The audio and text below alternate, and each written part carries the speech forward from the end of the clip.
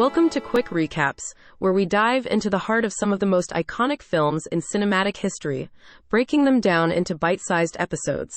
Today, we're stepping into the chilling world of Stanley Kubrick's masterful adaptation of Stephen King's The Shining. In this episode, we'll unravel the eerie mysteries of the Overlook Hotel, the tormented psyche of Jack Torrance, and the eerie telepathic abilities of young Danny. Join us as we journey through this psychological thriller that has left audiences on the edge of their seats for decades. So grab your headphones and prepare for a spine-tingling journey into the heart of The Shining. In the isolated and foreboding mountains of Colorado, the troubled former teacher and recovering alcoholic, Jack Torrance, found himself at a crossroads in his life.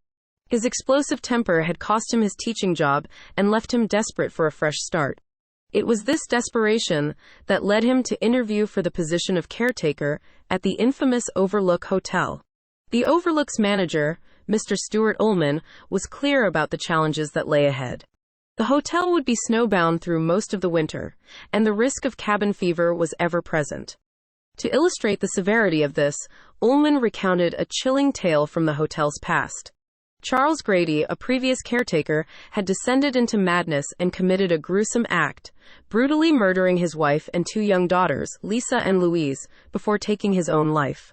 Jack, determined to rebuild his life and find time for his true passion, writing, acknowledged the warning but accepted the job. As Jack and his family arrived at the imposing Overlook Hotel, his young son Danny began to exhibit his unique gift, The Shining. This was a telepathic ability that allowed him to communicate with others who possessed the same gift. Danny often conversed with his imaginary friend, Tony, who seemed to have an unsettling connection to the hotel. Danny's visions included the haunting image of a torrent of blood cascading from an elevator, a recurring nightmare that would plague his thoughts. The head chef, Dick Halloran, recognized Danny's special abilities and decided to talk to him mentally, offering some ice cream and explaining the concept of The Shining. He warned Danny about the sinister history of the hotel, suggesting that something terrible had occurred there, leaving an indelible mark that only those with The Shining could perceive. Danny's curiosity about room 237, in particular, grew, but Dick sternly advised him to stay away. As the Torrance family settled into their new home, Jack's mental state began to deteriorate rapidly. He struggled with writer's block, his sleep was plagued by nightmares, and his irritability grew more pronounced. Danny, on the other hand, continued to have eerie visions, including encounters with the ghostly Grady girls, but he kept these experiences to himself. One fateful day, a mysterious ball rolled toward Danny while he was playing with his toys. It appeared to have come from the open door of room 237, and driven by curiosity, Danny entered the room. At that very moment, Wendy, Jack's wife, came rushing from the basement in response to Jack's anguished screams in the lounge. Jack claimed to have had a nightmare in which he brutally murdered both Danny and Wendy with an axe. Wendy assured him that everything's gonna be okay, but her relief was short-lived as she found Danny at the other end of the room, disoriented and sucking his thumb. His sweater was torn, and there were disturbing bruises on his neck. He remained silent when Wendy asked what had happened. Wendy accuses Jack of hitting Danny as she quickly leaves to go back to her room with Danny. Jack, furious and deeply hurt by Wendy's accusation, stormed through the hotel, eventually finding himself in the Gold Ballroom.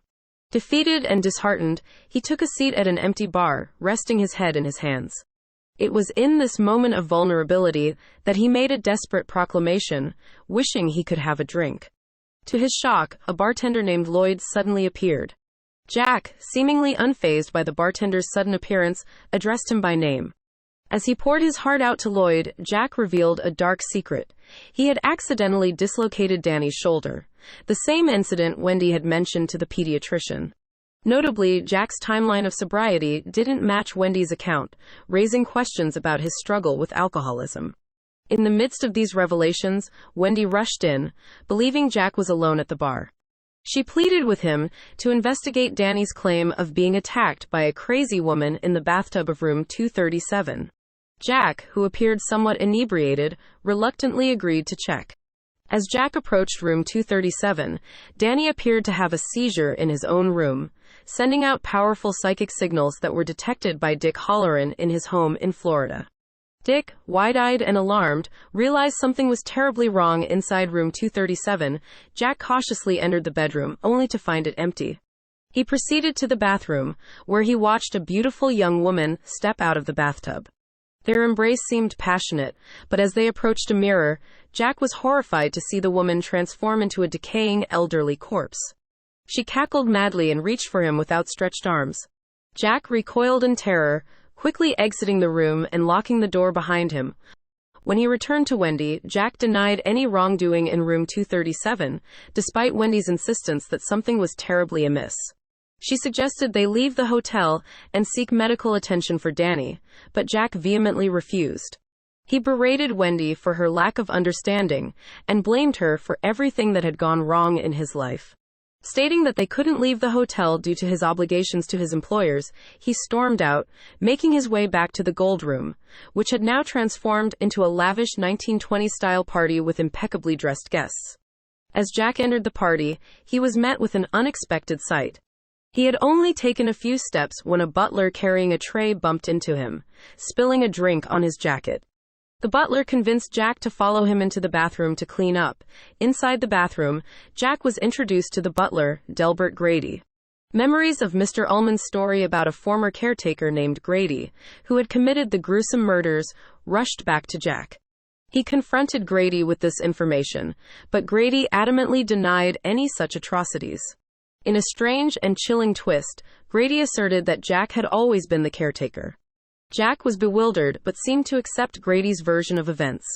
Grady went on to suggest that Danny had a great talent and was using it to invite an outside party into the hotel, using a racial slur to refer to Dick Halloran. He also offered Jack advice on how to correct Danny and how to handle Wendy if she interfered. Back in Florida, Dick grew increasingly concerned as he failed to contact the Torrance family at the Overlook Hotel. Worried about Danny's well-being, he decided to book the next available flight to Colorado. Inside the hotel, Wendy, armed with a baseball bat, began her search for Jack, determined to leave the hotel with Danny whether Jack agreed or not. Her quest led her to the lounge, where she spotted Jack's manuscript, a mountain of typewritten pages bearing a singular, eerie message. All work and no play makes Jack a dull boy. Wendy suddenly realized that Jack had lost his sanity. Confrontation was inevitable, and Jack demanded to know Wendy's intentions regarding leaving the hotel with Danny. As she held the bat defensively, Wendy, in a moment of vulnerability, screamed at Jack not to harm her. In response, Jack swore that he wouldn't hurt her, but revealed his chilling intent to kill her instead. Wendy swung the bat with all her might, striking Jack on the head, causing him to lose his balance and tumble down the staircase. In the process, he injured his ankle. Wendy, fueled by fear and adrenaline, locked Jack inside the pantry as he regained consciousness. Jack told Wendy that he had sabotaged the radio and the snowcat, effectively stranding them in the hotel. Wendy went outside to confirm his claims. A few hours later, while Jack lay alone in the pantry, the voice of Delbert Grady echoed in his mind. Grady expressed his disappointment and a lack of confidence in Jack's abilities. In a desperate plea, Jack assured Grady that he could get the job done. Miraculously, the pantry door unlocked. Wendy, exhausted and overwhelmed, had fallen asleep in her room. Meanwhile, Danny was in a trance, muttering the word "red rum" repeatedly while clutching a knife. He used Wendy's lipstick to write "red rum" on the bathroom door, his voice rising as he shouted the word. Wendy was startled awake by the commotion and rushed to the bathroom, embracing Danny. As she gazed at the bathroom door's reflection in the mirror, she realized the word was reversed, spelling murder. Just as this chilling revelation dawned on her, loud banging noises echoed from the door leading to the hallway. Jack, wielding an axe, was mercilessly hacking at the locked bathroom door. Wendy clung to Danny, holding the knife defensively. She managed to open a small, snow-buried window and push Danny out to safety. However, she was unable to fit through the window herself. She instructed Danny to run and hide. In the meantime, Jack had chopped his way through the front door of the bathroom, and as he swung open the door, he screamed, "Here's Johnny." This was a disturbing reference to The Tonight Show starring Johnny Carson, further emphasizing Jack's descent into madness. He reached for the lock as Wendy shrieked in terror. Wendy, in a final act of desperation, struck Jack with the knife, cutting his hand and causing him to recoil in pain. Despite the injury, Jack continued to hack at the bathroom door with the axe.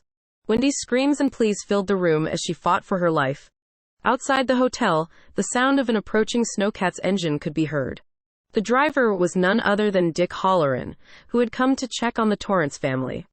However, as Jack swung the axe into Dick's chest, he fell lifeless to the ground. Back inside the hotel, Wendy's screams continued as she attempted to evade Jack's relentless pursuit.